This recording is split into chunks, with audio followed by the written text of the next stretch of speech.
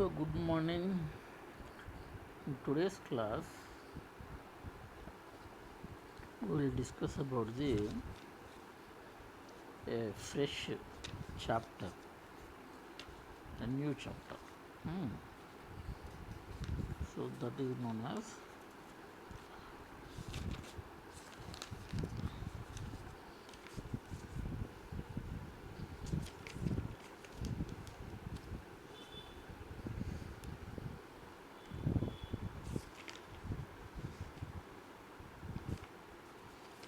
organization structure and organizational behavior. Okay. So, today we will deal with a fresh chapter that is known as organization structure and organizational behavior. So, if you see the name of the chapter itself, it deals with the structure of the organization and behavior of the people in the organization. So the name is organization structure and organizational behavior. Okay.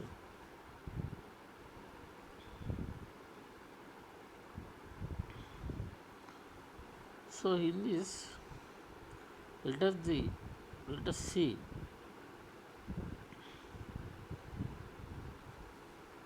so if you go for the introduction part, the organization structure and organizational behavior.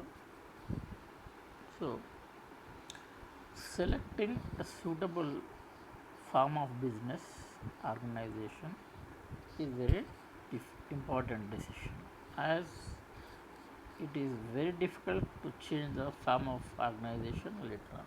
So, what I mean to say is selecting the business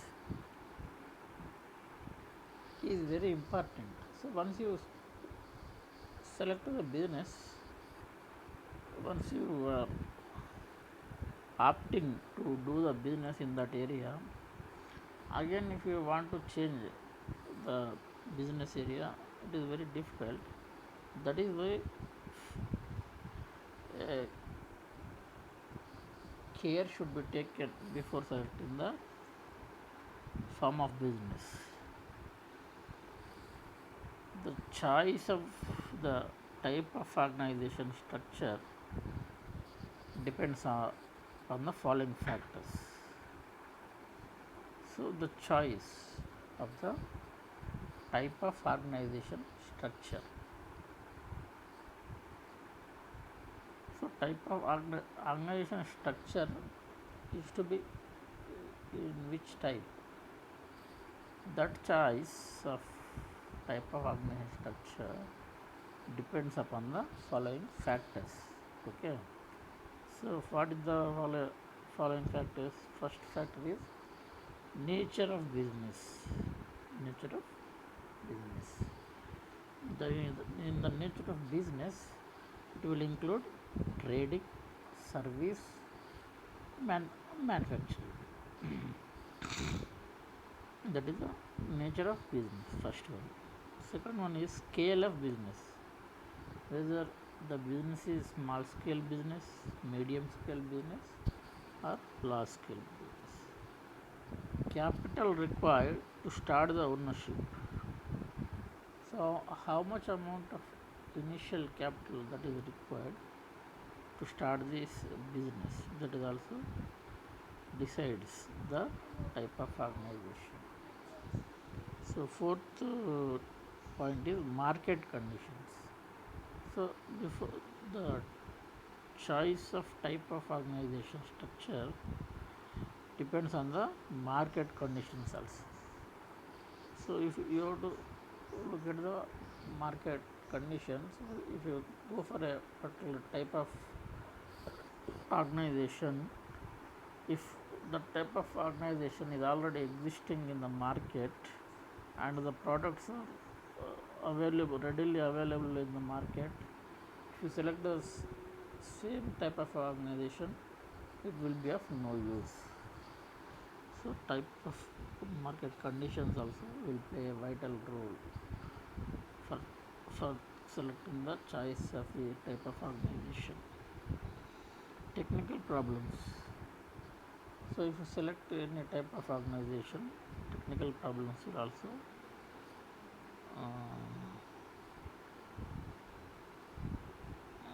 have the dependency, or to look at the technical problems which you may face after selecting the type of organization. Next one is means to collect funds. Means to collect funds. So if you start a business, you have to acquire the capital. So for acquiring the capital, what are the ways? What are the ways to collect the funds? So that will also factor.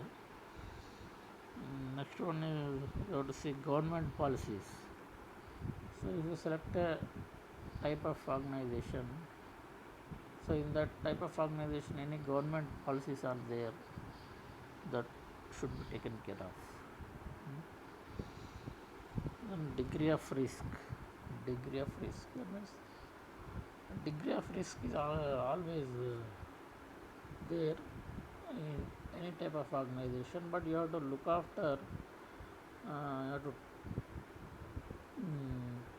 select the such type of organization where minimum degree of risk is available. Next factor is sharing of problems. So like this, all the above factors must be considered and they should be balanced. The type of ownership organization may be selected. So by considering all the 9 factors and by making a balance between the 9 factors, then you have to select the type of ownership organization. Okay, so this is how organization structures are there. So next we will switch over to the another topic, that is types of ownerships. Types of ownerships. So here in this chapter, organization structure and organizational behavior, we have the different types of ownerships. In that one, first type of ownership is sole proprietorship. Sole proprietorship. Second one is partnership. Third one is joint stock company. So in the joint stock company, again you will have the subdivisions like private limited joint stock company or public limited joint stock company. The fourth one is cooperative societies. Fifth one is public sector organizations. Public sector organizations. So like this, there are various types of like this, are various types of organizations, ownerships are there. Let us discuss one by one. First, if you look at the first type of ownership, that is sole proprietorship. So in the sole proprietorship, a single man will do the business and he is alone responsible for the profits or losses that will occur in the business. So in this type of ownership, that means sole proprietorship, there are many advantages like decisions may be taken fast, okay, and also uh, you have the power to determine the policies and solve the problems that may arise during its function, okay, and also oh, because this single man will handle the operation, will handle the business. He purchases the necessary equipment required and appoints the workers of his own choice and keeps the business running. Okay,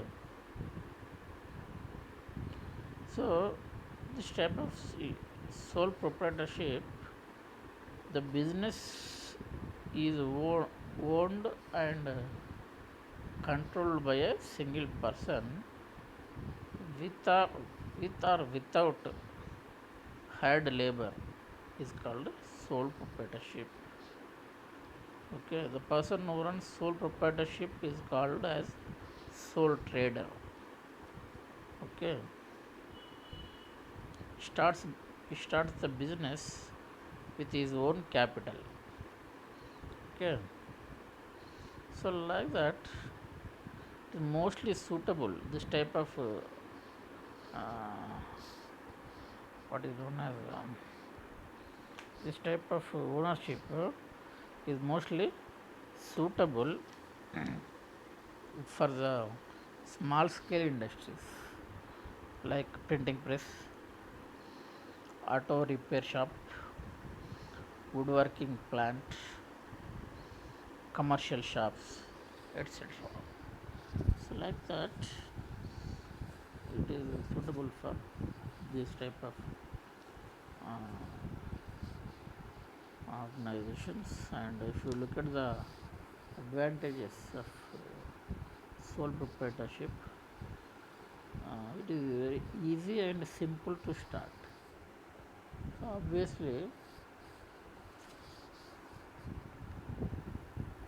obviously, sole proprietorship is it is easy and simple to start because there is one person is will carry out the business. That is why it is easy to start.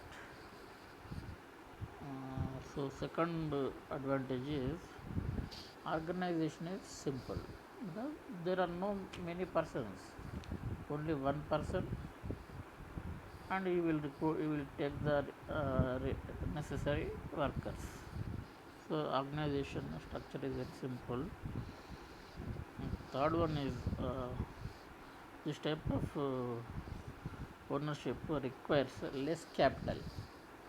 So generally, a single person is starting business means it requires less capital. So obviously, it is an advantage.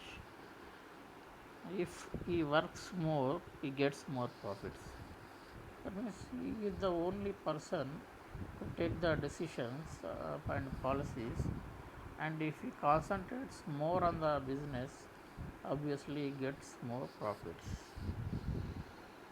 So here another advantage is owner is free to make all decisions, and decisions can be taken on the spot. So that is the main advantage. Okay. If personal attention is paid, you can reduce wastages. So this is one more advantage. Okay.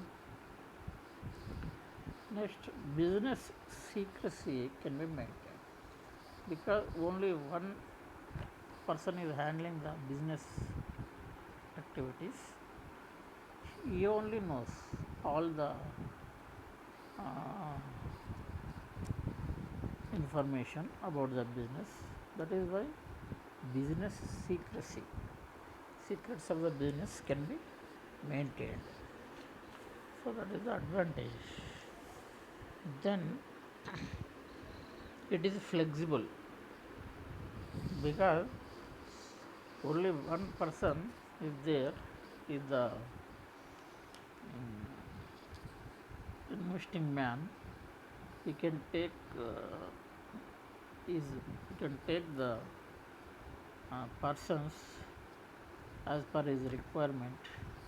So that is why it is very flexible.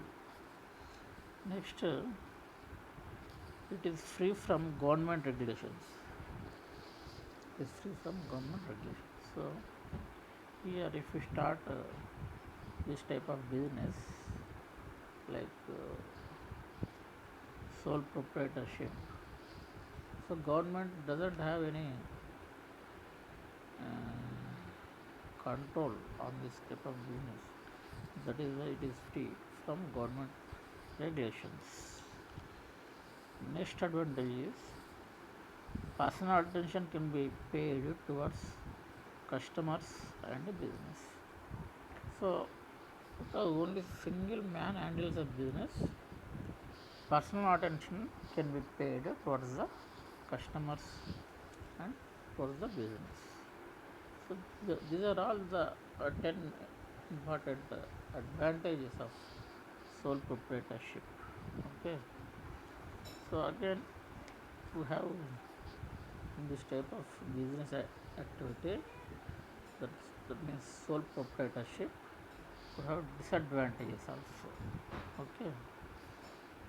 If you look at the disadvantages, it is only suitable for limited capitals. So why? Because it is only suitable for the limited capitals. Because only one man is carrying out the business function. So one man cannot acquire large amount of capital. So that is why suitable for limited capital. That's a disadvantage. Another disadvantage is because of unlimited liability. In case of large debts, may forego his business and personal property also. So, because single man is taking the decisions, if he makes unlimited liability, and in case of large debts, so he may forego business, he may lose his business and personal property also. Okay. So that is the second disadvantage of the sole proprietorship. Next, managerial skill is limited. So in sole proprietorship, so only one man is handling the entire business. That's why managerial skill is limited. Another disadvantage is, if you look at the another disadvantage, it cannot grow to a greater extent because of limited resources. So one man show of sole proprietorship, it cannot grow to a larger extent because of the limited resources. Okay. So another fifth disadvantage of sole proprietorship is continuity of the business is uncertain. That means a single person is handling the business. There is a doubt that whether he will continue the business forever or not. So that uncertainty is there. So that is a disadvantage. If the owner expires, the business gets closed because he maintains secrets with him. So, if the person who is running the business suddenly he expires, all the information is with him only, then no one knows about the business. That is why the business gets closed. Next disadvantage of the business is risk in the business is more. Risk in the business is more. Okay. Next, all losses should be bared by owner only. So in this type of business, like sole proprietorship, whatever the losses, all the losses, if comes to a company or a business, all the losses should be borne by the this single man only, that the single man, owner only. So this is the another disadvantage. Like this, we have 7 disadvantages also apart from the advantages in the sole proprietorship type of organization. Okay. So here what I meant to say is, in types of ownership, first type of ownership is sole proprietorship. So that sole proprietorship is being maintained by a single person, and he is only responsible to get the capital, to acquire the capital that is needed for needed for running the business, and he only decides whether to purchase any material or not, and if he wants, he can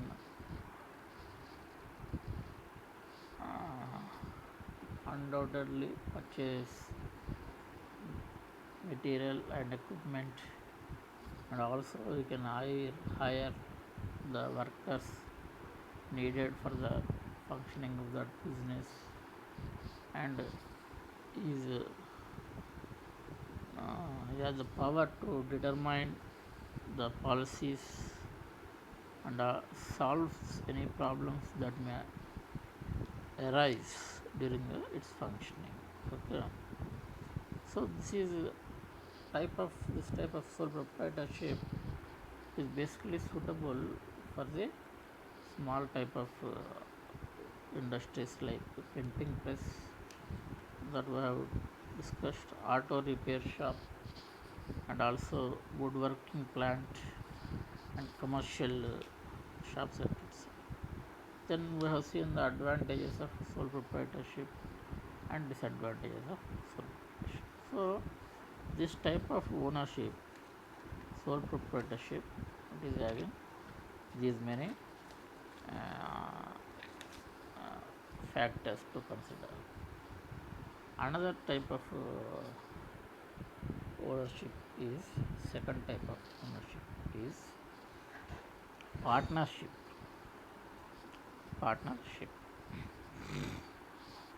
If you look at the partnership type of organization, here in partnership what will happen, let us see. So because of certain limitations in the what is called proprietorship, sole proprietorship, regarding limited finance, limited managerial skills, risk in the business, and difficulty in supervision, okay, he is unable to expand his business beyond a certain stage. Okay.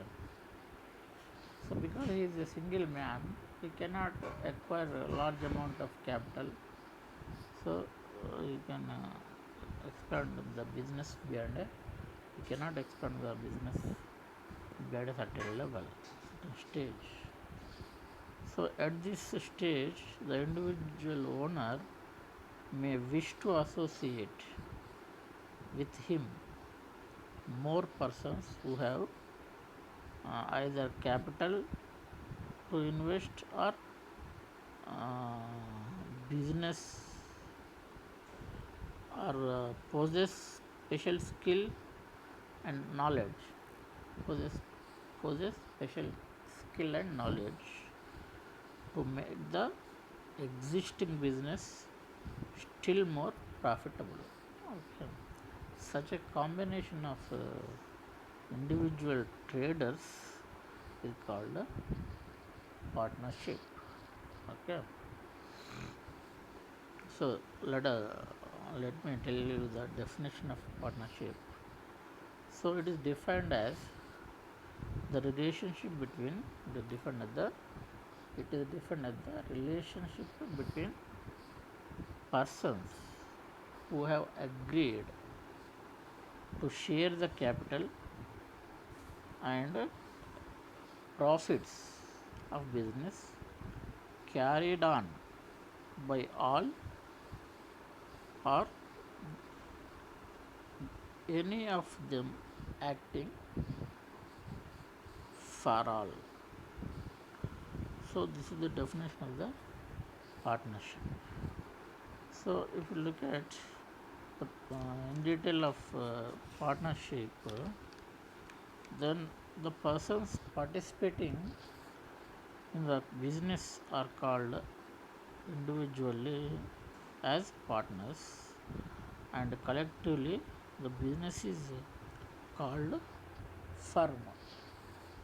So partnership is based upon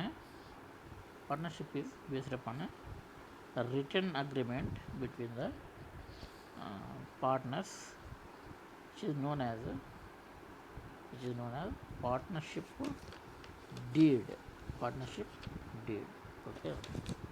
So the minimum number of persons to start partnership is 2, and maximum number of persons to start partnership is 10 in case of banking business, and 20 in case of other businesses. So like this, partnership business can be carried out. Again, type here you will find types of partners. Partners in the partnership can be classified as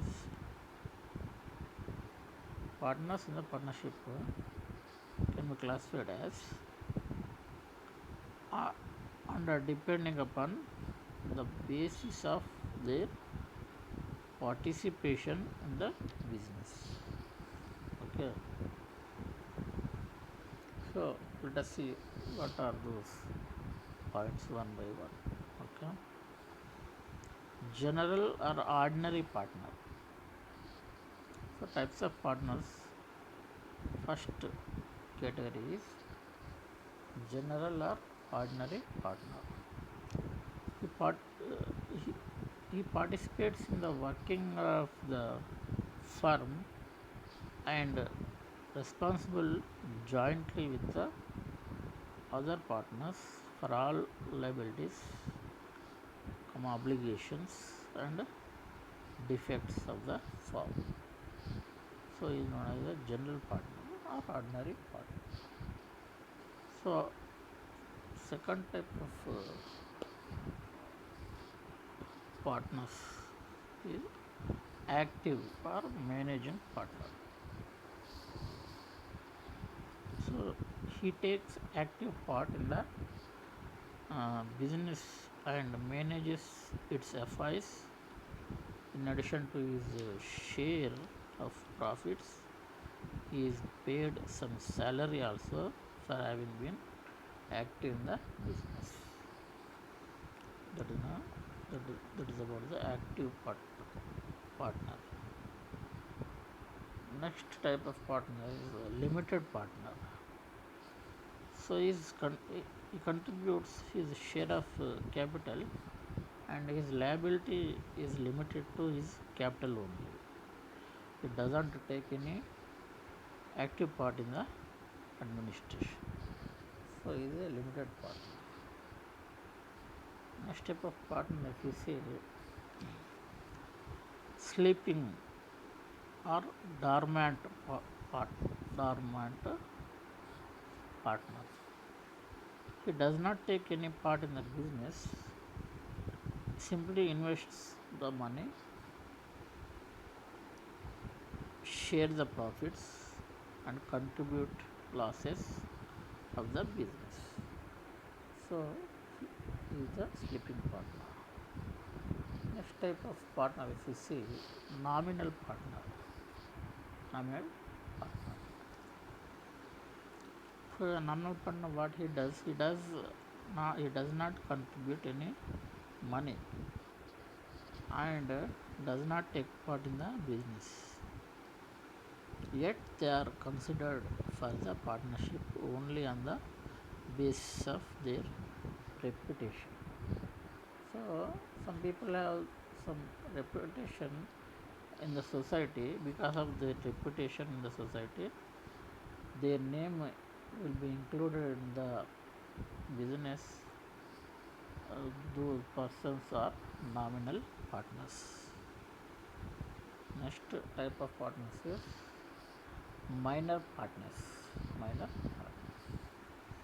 So minor partner is treated as a minor partner since he is not attained the age of maturity. He cannot enter directly into the partnership agreement. However, he is admitted to the benefits of partnership with the consent of other partners. So, on attaining majority, he will be treated as general partner. This is about the minor partner. So, if you look at the types of partners, broadly there are 6 types of partners. Number 1 is general partner, number 2 is active partner, number 3 is limited partner, number 4 is sleeping partner, number 5 is nominal partner, number 6 is minor partner. So this type of various partners are there. If you start the business known as partnership. Okay. Here we are seeing second type of ownership is known as the second type of ownership is known as the second type of ownership is known as the partnership. And in the partnership we discussed that it is defined as the relationship between the persons who have agreed to share the capital, okay, and the profits of business carried on by all. Means business may be carried on by all of the partners or any of them acting for all, or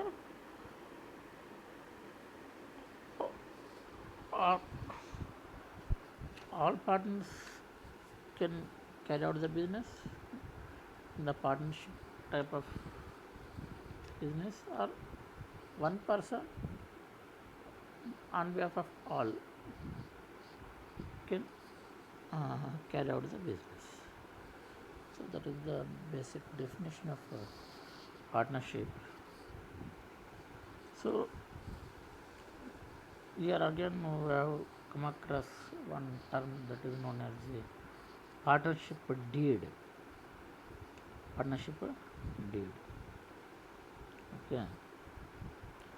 So what is the partnership deed is Before going ahead with the partnership deed, here we will see the persons participating in the business are called individually as partners, and collectively the business is called the firm.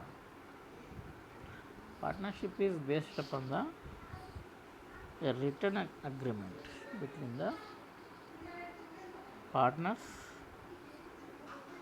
which is known as partnership deed. So partnership deed is nothing but a written agreement between the partners.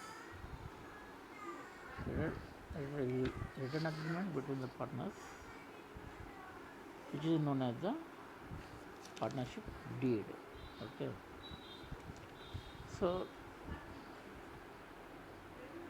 in partnership type of ownerships, to start this type of business, the minimum number of persons required is 2. So the minimum number of persons to start the partnership is 2, and the maximum number of persons to start the partnership is 10. 10 in case of banking business and 20 in case of other businesses. It's all about the partnership. Again, in partnership we also discussed about the various types of partners. So the partners in the partnership can be classified as under, depending upon the basis of their participation in the business. So how they are participating in the business? So based on the basis of their participation in the business, so partners in the partnership can be classified. So first type of partner is general partner or ordinary partners that we have studied. So he participates, general partner participates in the working of the firm and responsible jointly with other partners for all liabilities, obligations and defects of the firm. He is known as the general partner. This is the first type of partner. Second partner is active partner. He takes active role or active part in the business and manages its affairs. Okay. In addition to his share of profits, he is paid some salary also. So active partner, in order to is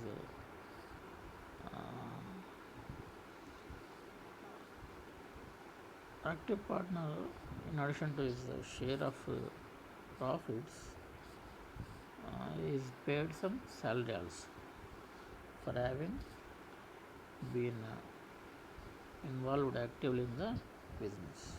Okay, that is the second type of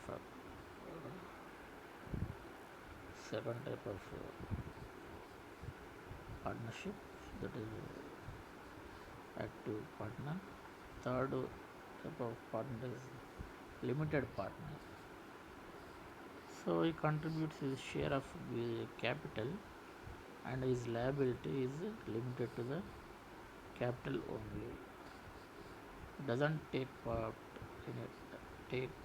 any active part in the administration. So he is the limited partner. Then if you see the sleeping part, then next type of partner is sleeping partner. Sleeping partner is also known as the dormant partner. So he does not take part in the business.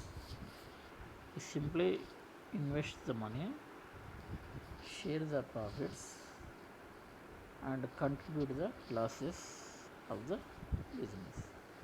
So that is why he is named after the sleeping partner or dormant partner. So the next partner is nominal partner.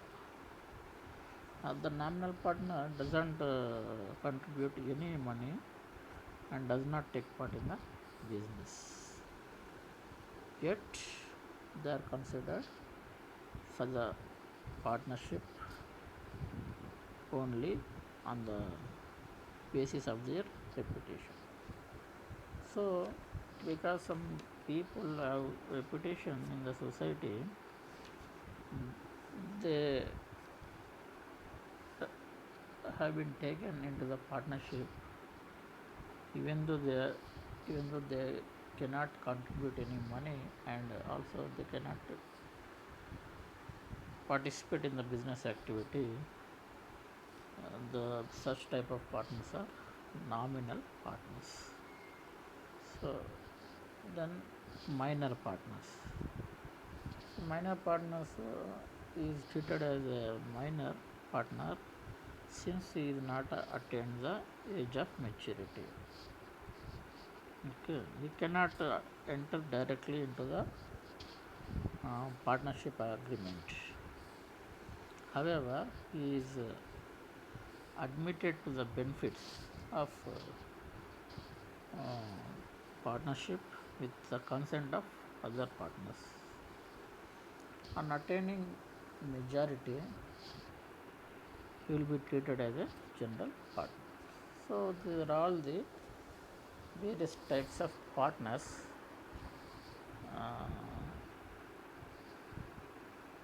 who will come across in the partnership type of ownerships. Okay, so in today's class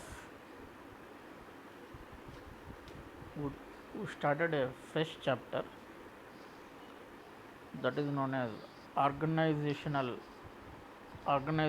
structure and organizational behavior. So in that we discussed about some key factors to start or to select type of organization. Those key factors were also dealt. 8 to 9 key factors are very important before selecting the type of organization structure. And also we discussed types of ownerships. In types of ownerships, there are different types of ownerships are there. First one is sole proprietorship, and the sole proprietorship was exclusively we discussed. And the second type of ownership is partnership. Partnership is also exclusively we discussed. These two types of ownerships we discussed today. Apart from these two types of ownerships, there are three more types of ownerships. That is third type of ownership is joint stock company. That again two subdivisions are there. We have studied. Then cooperative societies, that is also a type of ownerships. Then public sector organizations, also types of ownerships. Okay, so in our coming classes we will discuss about the joint stock companies and cooperative societies and public sector organizations. Okay, so that is why What I mean to say is that is why that is the reason why these many these many different types of ownerships are there. So